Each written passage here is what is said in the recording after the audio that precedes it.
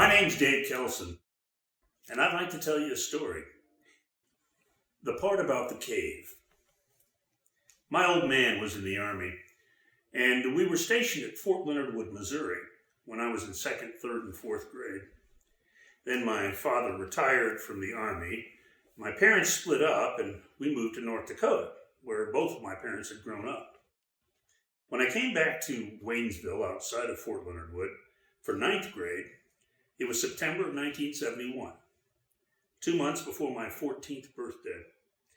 I walked into Waynesville Junior High, and I saw something that affected me beautifully and cataclysmically for the rest of my life.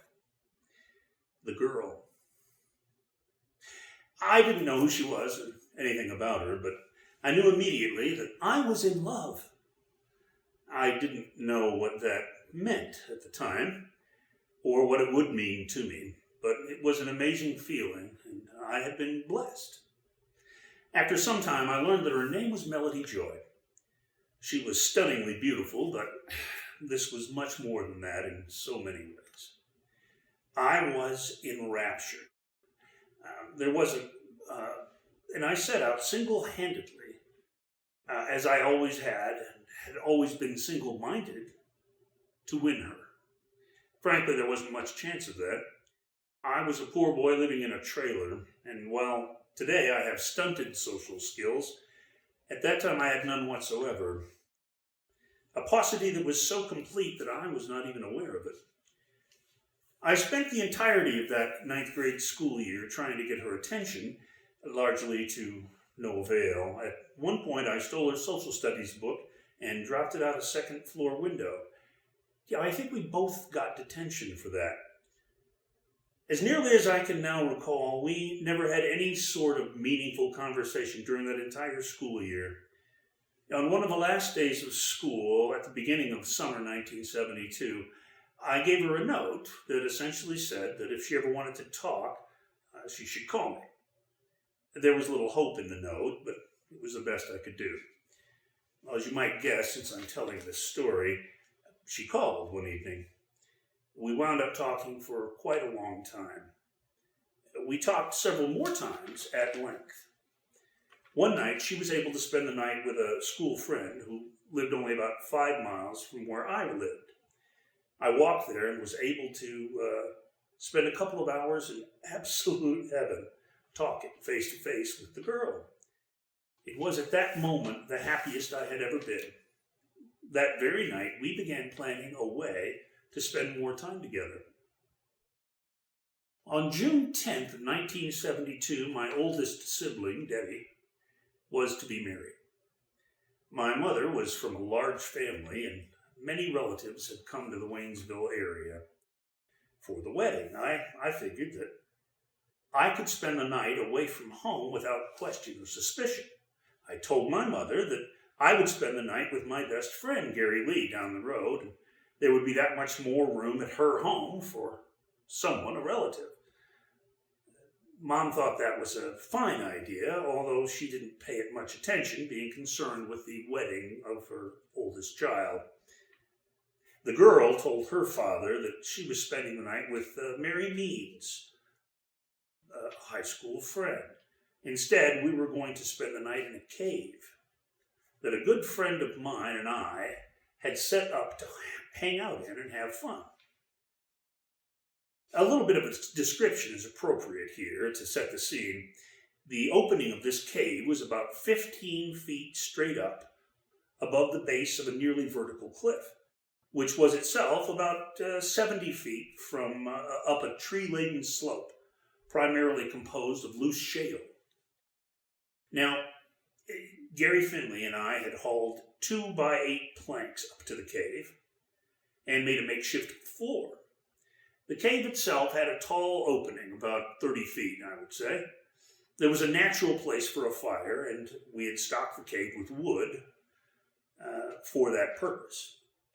In order to make climbing up to the cave easier, we had also rigged a large tree limb across the opening about 5 feet up from the bottom of the opening and hung a thick rope on it. Accessing the cave was thus very easy for someone like me. the girl and I made our plans on the phone. Although there were often other people in the room when I talked to her on the phone, I was quite clever, and no one knew what our plans were. I would get to a place near the girl's house. She lived near the high school, about 12 miles from where I lived, and we would meet. We would then walk down the highway to the road that led to the cave. It was about a mile on the interstate, and about another half-mile from there to the cave itself. I should say that during all this time, I was too young, 14 at this time, too brash and self-confident to be awed. I was ebullient.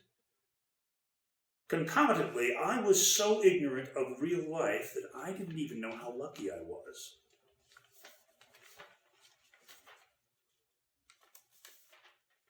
On the evening of June 10th, I left my mom's place and walked to where I was to meet the girl near the high school, and she was there.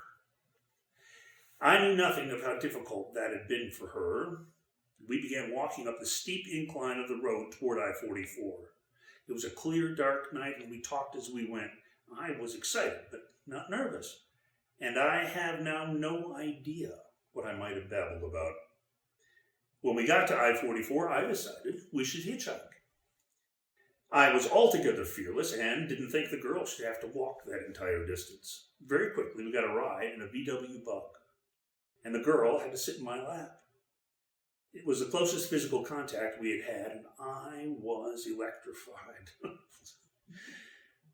And we got out and had only the walk down a dirt road, a half to 3/4 of a mile, to reach the cave. As we began that walk toward the cave, the girl was still largely a mystery to me, but I had begun to feel a sense of wonder at my situation.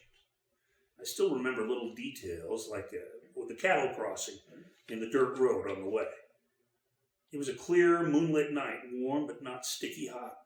I had a backpack with some few supplies, including several beers I had managed to procure. When we got to the slope below the cave, we carefully moved up to the base of the cliff. I went up the rope, but the girl wasn't able to climb 15 feet straight up. I told her to hold on to the rope and stand on the knot, and I drew her up, swiftly and surely. She still has small scars on the fingers where her fingers had rubbed against the side of the cliff as I pulled her up. I quickly spread the sleeping bag out and set up and lit the fire. I wish I could recall some of the conversations of that night, but I was just amazed and no specific words stuck in my head. We talked at great length, and I don't even remember if I drank one of the beers I had brought. Eventually, it was time to sleep, and for the first time, I was able to hold the girl close to me. I'd like to say I was chivalrous, but the idea of intimacy never actually entered my mind at all.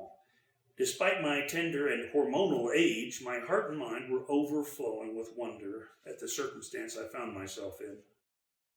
I had realized that I didn't believe in any god or religion at the age of 10, but I was that night first introduced to a feeling of awe that has only been equaled a few times in the long years since.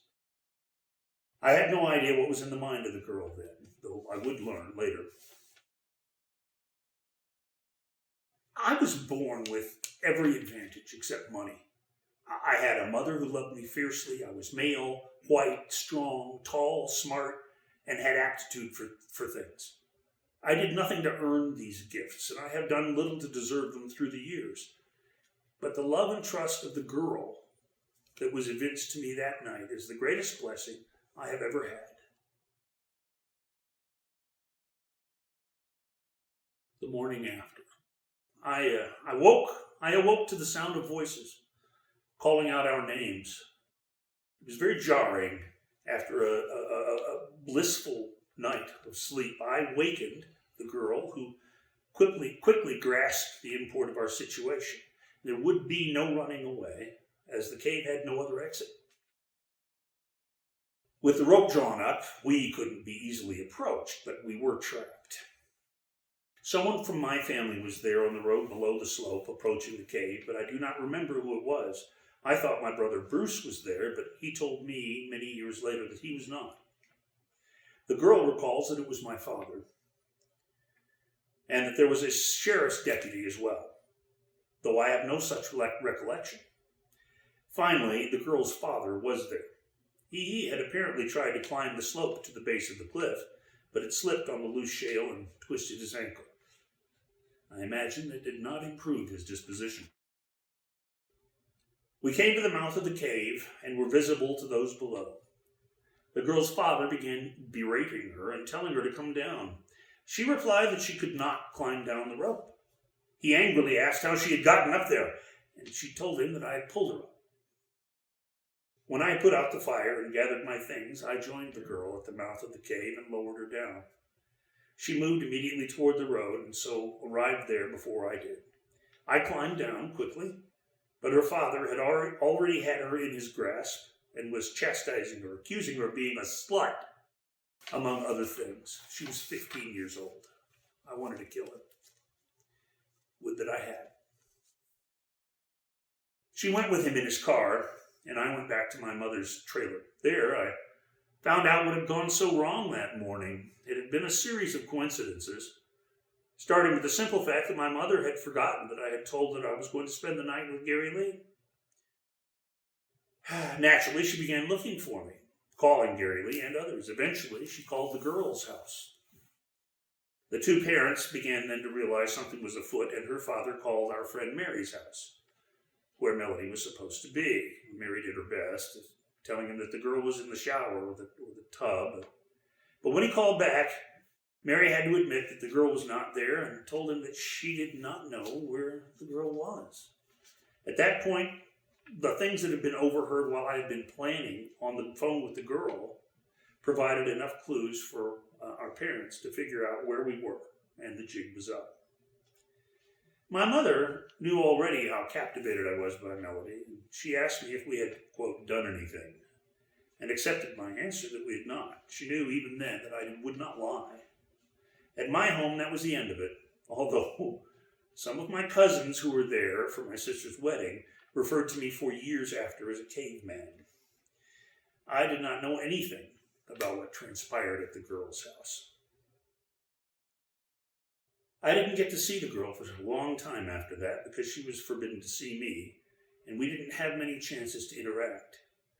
I worked the rest of that summer as a carpenter's assistant, making $1.25 an hour. I thought about the girl with an awful consistency, but not with despair. I knew that she had been taken by the fact that I did not try to take physical advantage of her that night.